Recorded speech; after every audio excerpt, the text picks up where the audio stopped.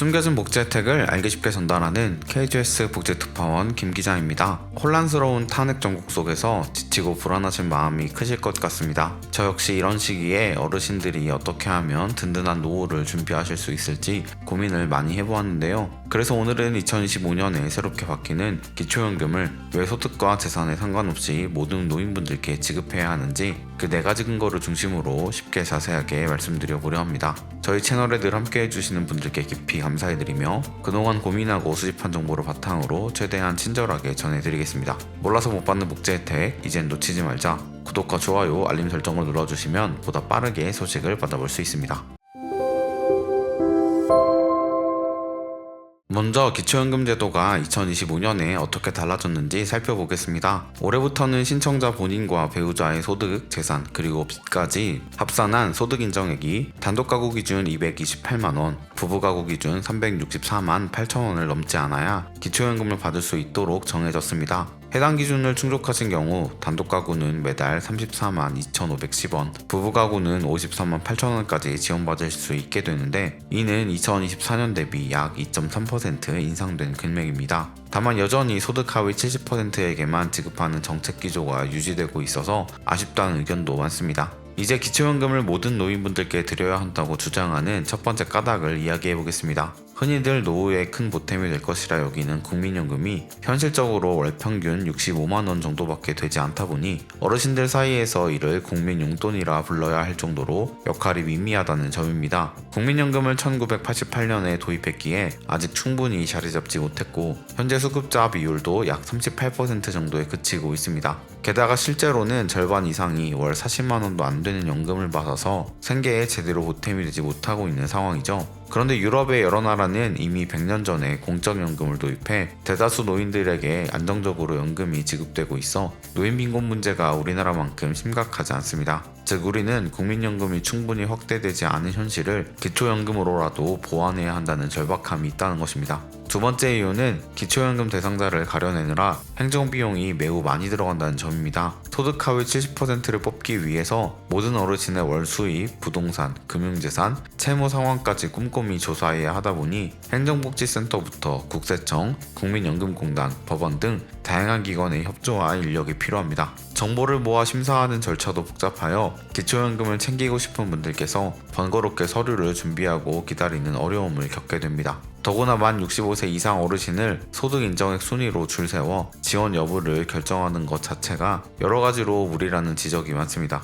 현실적으로 당장 점유 확대가 어렵다면 단계적으로라도 보편 지급을 고민해볼 시점이 아닌가 하는 의견들이 나오고 있는데요. 아동수당이 처음에는 소득 하위 80%에게만 지급하려던 계획이 행정비용 부담 때문에 결국 전체 아이를 대상으로 확대된 사례가 있듯이 기초연금도 같은 논리를 적용해볼 수 있다는 겁니다. 세 번째로 말씀드릴 점은 기초연금을 결정하는 소득 인정의 계산이 형평성 논란을 일으키고 있다는 부분입니다. 예를 들어 젊었을 때 부지런히 일해서 모은 돈을 금융상품에 넣어두신 분들은 정기예금이나 주식, 보험 등 금융재산이라는 이름으로 분류되어 기본공제가 달랑 2천만원만 적용됩니다. 반면 집이나 땅처럼 부동산을 소유한 경우에는 시가 기준이 아닌 공제가를 적용해 실제 시장 가격 대비 약 40% 정도는 공제를 받는 셈이 됩니다. 게다가 지역별 기본공제로 대도시나 특례시 거주자는 최대 1억 3,500만원, 중소도시는 8,500만원까지 추가로 공제해주고 있습니다. 또 점포나 오피스텔을 임대해 소득을 올리시는 분들도 주택임대 42.6%, 점포임대 41.5% 정도를 필요경비로 인정받아 소득 인정액을 줄일 수 있습니다. 근로소득자라면 부부 각각 기본 112만원과 추가 30%까지 빼주니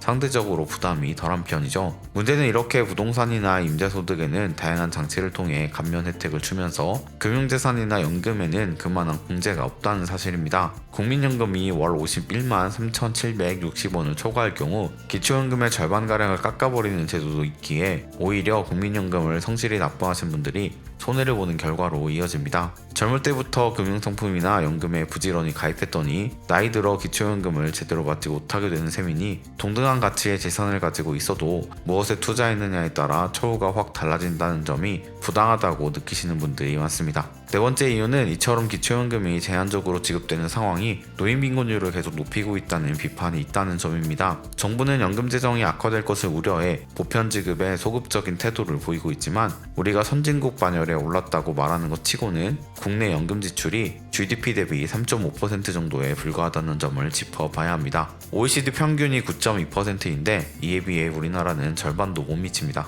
독일은 보험료의 약 30%를 국가가 보전해주는 것을 원칙으로 삼고 있는데 우리는 국민연금 재정의 고갈을 핑계로 사실상 노인빈곤 문제 해결에 적극적으로 나서지 않는 셈이죠. 공무원연금이나 군인연금에는 해마다 10조 원씩 투입하면서 정작 일반 국민이 받는 국민연금이나 기초연금을 넓히는 문제는 뒤로 미루는 것이 책임을 회피하는 모습이라는 지적도 많습니다. 게다가 정부 여당이 국민연금 소득 대체율을 지금보다 크게 올리지 않는 쪽으로 기울었다는 점도 생각해 볼 필요가 있습니다. 흔히 소득 대체율 40%라고 하면 은퇴 전 월 300만원을 벌었던 분이 120만원 정도의 연금을 받게 된다는 뜻인데 이 수치는 40년을 꼬박 가입했을 때를 가정한 것이어서 실제 가입 기간이 평균 20년 남짓인 현실을 반영하면 결국 20% 정도밖에 안 된다는 계산이 나옵니다. 1988년부터 시작된 국민연금이 아직 40년을 다 채우지도 못했는데 마치 충분한 소득 대체가 가능한 것처럼 홍보하는 건 너무 무책임하다는 지적을 피하기 어렵습니다.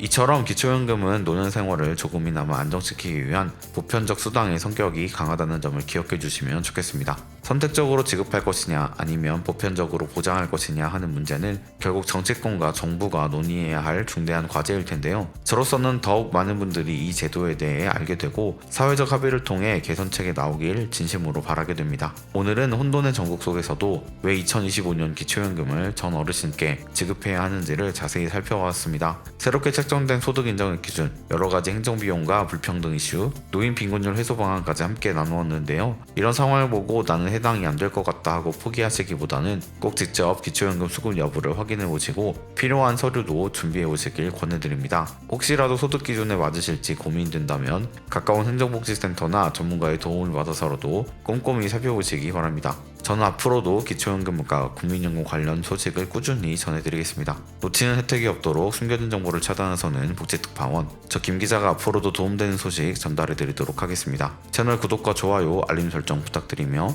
더 좋은 정보로 찾아뵙겠습니다. 지금까지 KGS 복지특파원 김기자였습니다.